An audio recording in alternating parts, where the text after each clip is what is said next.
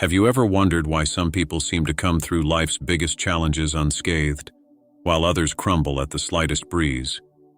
What do these people know or practice that makes them so resilient? Is there some secret, some invisible force that protects us from the deepest wounds? I'm here to tell you, yes, there is.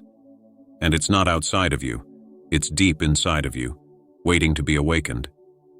These principles I'm going to share with you today will not only change the way you see life, but will also protect your soul from any pain or adversity. Stay with me to the end, and you'll understand how to apply each one of them and live a life where nothing can hurt you anymore. The answer to the peace you so desperately seek is here. Have you ever noticed how the things we fear the most tend to happen? Or how what we focus our attention on grows and seems to dominate our lives? The mind is like fertile ground, where whatever we plant, be it hope or fear, inevitably flourishes. When I walked among you on earth, I urged you to see the connection between what you carry in your heart and what you live on a daily basis. For in truth, what you think and feel shapes every detail of your experience. You see, when people face difficulties, they often believe that they are victims of external forces. What many ignore, however, is the power they have within themselves. Your thoughts, constantly repeated, create energy patterns that manifest in your life. Imagine someone living in fear of failure. This constant fear is like a seed that is planted over and over again. Over time it grows, and life situations begin to reflect the same vibration. Failure, once a thought, becomes a reality. When I was in the desert for those 40 days, I experienced what many of you would call inner silence. In that state, I realized with clarity that the mind is not just a place where ideas come and go, but a powerful creative tool.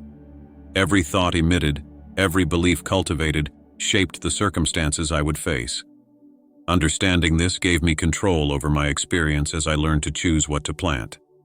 Now I ask you, what have you been cultivating in your mind? Are they ideas of love, gratitude, and abundance? Or is it fear, insecurity, and anger? Your life is a mirror that reflects what you cultivate within. There is no such thing as chance when it comes to what we experience. Everything is attracted by the power of the thoughts we create, often unconsciously. The secret to transforming your life begins with consciousness. Choose the thoughts that feed your mind like one who chooses what he wants to see bloom in a garden. Replace despair with confidence, fear with hope, and watch your circumstances begin to change. And as you learn to plant what is good, remember that love is the most powerful nutrient there is for transforming any soil. Love in its purest form is the energy that holds all of creation together. When I was among you, I often said that the greatest commandment is to love. But what does that mean in practice? To love is not just a feeling, it is a force that transcends words and gestures. Unconditional love, love that expects nothing in return, has the power to heal wounds that no medicine can touch. It is the foundation that sustains inner peace and true freedom. How many times have you felt hurt because someone didn't reciprocate what you offered? This happens because conditioned love, that which depends on something in return, is fragile. It breaks down in the face of rejection and misunderstanding. Unconditional love, on the other hand, knows no limits. It's like sunlight that shines on everyone, no matter who they are or what they've done. When you choose to love in this way, you not only free the other person, but you also free yourself from the bonds of resentment and pain. I remember when I healed the lepers. At that time, many asked why I was touching those who were considered untouchable. The reason was simple. I didn't see their sickness, but I saw the divine light that dwelled within them. To love unconditionally is to look beyond appearances, beyond flaws, and recognize the divine essence in every being. This is the love that transforms, that restores, that builds bridges where there were walls. But how do we love in this way in a world full of challenges? It all begins with the decision to see the other person as part of you. When someone hurts you, instead of reacting in anger, ask yourself, what is causing this person to act in this way? This simple act of empathy makes room for unconditional love. It doesn't mean accepting abuse or injustice, but rather acting with compassion, even in the face of wrongdoing. Love, when practiced in this way, breaks down barriers, heals grudges, and restores relationships. It also has the power to transform your own life, for what you offer to the world is returned to you many times over. When you become a channel of love, you experience a peace that cannot be shaken by external circumstances. And it is this peace that prepares us to face another great obstacle: the ego, the silent enemy that often prevents us from living fully. The ego is the inner voice that always wants to be right, that wants to protect itself at all costs, and that believes it is separate from others. It's like an invisible suit of armor that you wear without realizing it, trying to protect you from pain, but at the same time preventing the light from entering. When I was among you, I realized that much of the conflict, pain, and anguish you faced came from this barrier created by the ego. It keeps us from true peace and traps us in judgment, pride, and resentment. Have you ever found yourself thinking, "I didn't deserve that," or "that person should have acted differently"? That's the voice of the ego, always blaming you. It doesn't want to take responsibility because that would be admitting that not everything is about it. But by living under the command of the ego, you end up distancing yourself from the divine essence within you. The ego builds walls between you and others and feeds the illusion of separation. When I lived my days in Palestine, I was often asked why I sat at table with sinners, tax collectors, or those considered unclean. It was simple. I didn't see the divisions that the ego creates. For me, there was no them and us. There was only the divine spark present in all. And it is this vision that dissolves the power of the ego, recognizing that beyond the differences, we are all part of the same whole. Overcoming the ego doesn't mean denying its existence, but rather understanding its role and putting it in the right place. It is useful in helping us navigate the physical world, but it should never take over. You are not your accomplishments, your appearance, or what others think of you. Recognizing this is the first step in freeing yourself from the ego. Every time you choose forgiveness over resentment, understanding over anger, you weaken this invisible prison. When the ego loses its power, something incredible happens. You begin to live in harmony with yourself and others. Fear decreases, conflicts are resolved more easily, and you experience a lightness that seemed impossible before. This ease prepares us to take an even deeper step, learning to live in the present, letting go of the past and the pain it carries. How often does your mind return to the past, reliving moments of pain or regret? Or maybe you worry incessantly about what hasn't happened yet. This restlessness robs us of peace, because the real power lies in living in the now. The present is the only place where life happens, where you can act, feel, and transform. Carrying the weight of the past or the fear of the future is like trying to walk with a backpack full of stones, exhausting and aimless. When I was on Earth, many came to me stuck in mistakes they had made or scarred by what others had done to them. I always said, "Leave that behind. What matters is what you do now." The Father doesn't judge you for past mistakes, but expects you to stand up and choose the path of love in the present moment. Forgiveness of yourself and others is the key that opens this door. Imagine a person holding onto a rope. The harder he pulls, the more the rope hurts his hands. But letting go of the rope brings immediate relief. So it is with sorrows and worries. They hurt your soul until the moment you decide to let them go. No matter what happened yesterday, you always have the power to choose peace now. This is the gift that the Father gives you every moment, the opportunity to begin again. As I walked in the desert, I was confronted with memories and worries that tried to distract me. But as I focused on the present moment, I realized that there was no need to fight them. They simply lost power and disappeared. You can do the same. When your mind tries to pull you back or push you forward, bring it back to the now. Breathe, feel your surroundings, and remember that you are meeting the Father in this moment. Living in the present doesn't mean ignoring the past or not planning for the future. It means not clinging to it. For by living fully in the now, You are preparing with ease and confidence for what is to come. And when your mind is free of these burdens, you are ready to discover the healing power of forgiveness, something that transforms lives and brings a peace that the world cannot offer. Forgiveness is one of the most liberating forces you can experience. We often carry open wounds for years, remembering injustices and cultivating resentments. But what you may not know is that the act of forgiveness doesn't just benefit the one who is forgiven, it heals the one who forgives. Forgiving is like letting go of a heavy stone you've been carrying around for a long time. Suddenly, the burden disappears and lightness takes over your soul. When I talked about forgiveness, many people thought it meant accepting or justifying the other person's mistake. But it's not. Forgiveness is not about who hurt you. It's about not letting the hurt define who you are. It's a choice not to let the past continue to influence your present. Remember, the Father never withholds his love because of your mistakes. If he, who is the essence of love, forgives you without hesitation, why would you hold on to hurts? An example that struck me was the moment I faced the cross.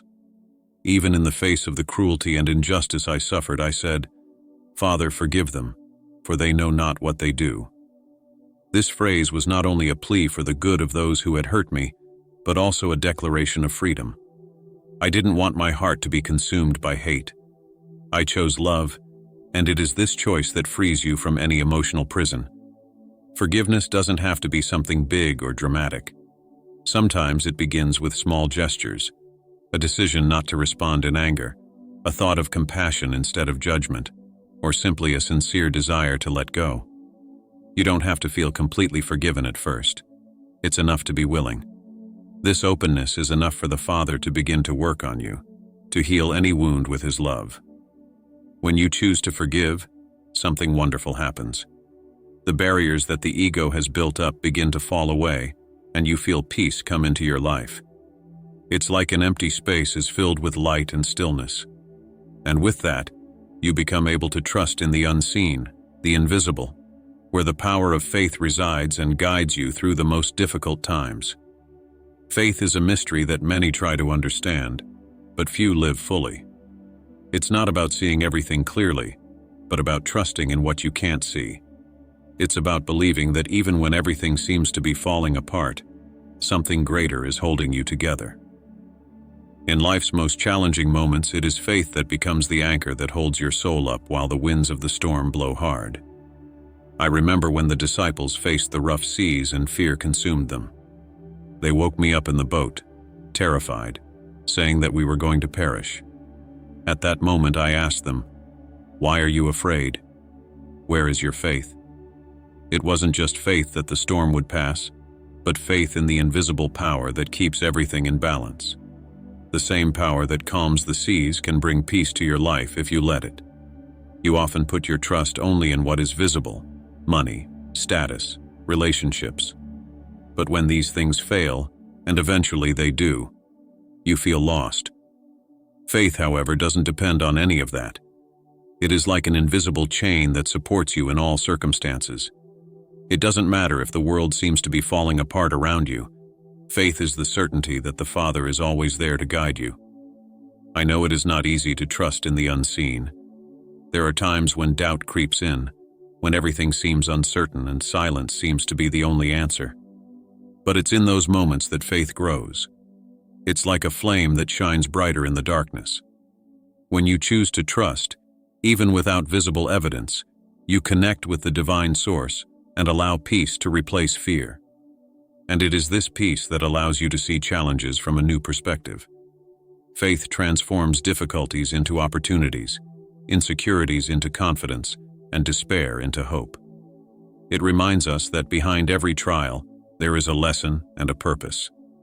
And when you live by faith, you begin to understand that even challenges have their part to play in making us stronger and more aware.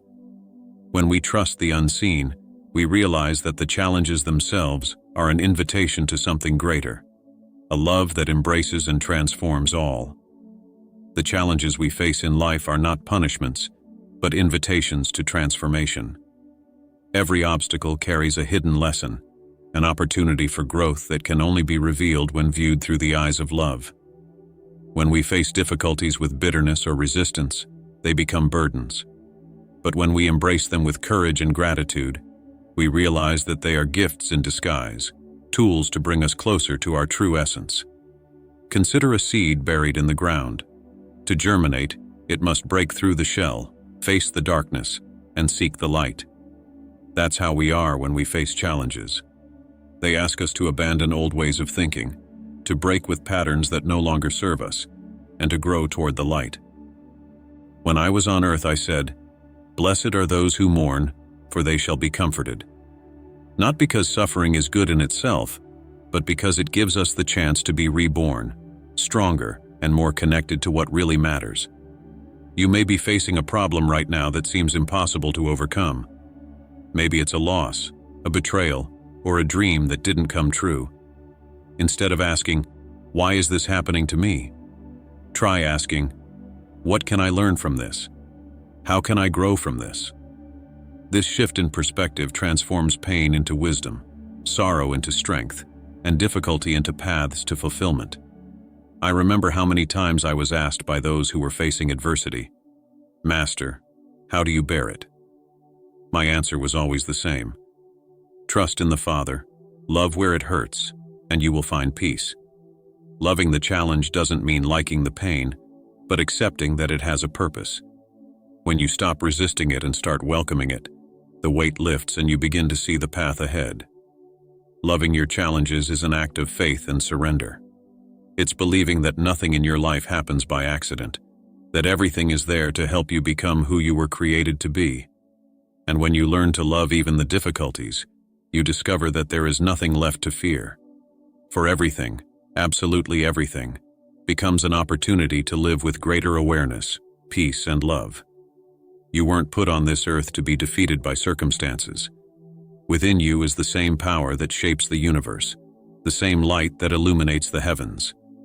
The principles I have shared today are not just words. They are paths to freedom, tools to transform your life and protect your soul from any pain. Remember, your mind is the soil from which everything is born. Love is your greatest strength, and forgiveness is the medicine that heals all wounds. When you let go of the past, trust the unseen, and face challenges with courage, nothing can hurt you. For in that place of surrender and faith, you discover that you are already whole, complete, and that the Father never leaves you. Now choose. Choose to live according to this truth. The world around you may not change immediately, but the world within you will change. And it is this transformation that illuminates everything around you. Go, live, love, and forgive. And know, I am with you, today and always. May your path be illuminated, and may you discover the peace that dwells within you. Remain with God,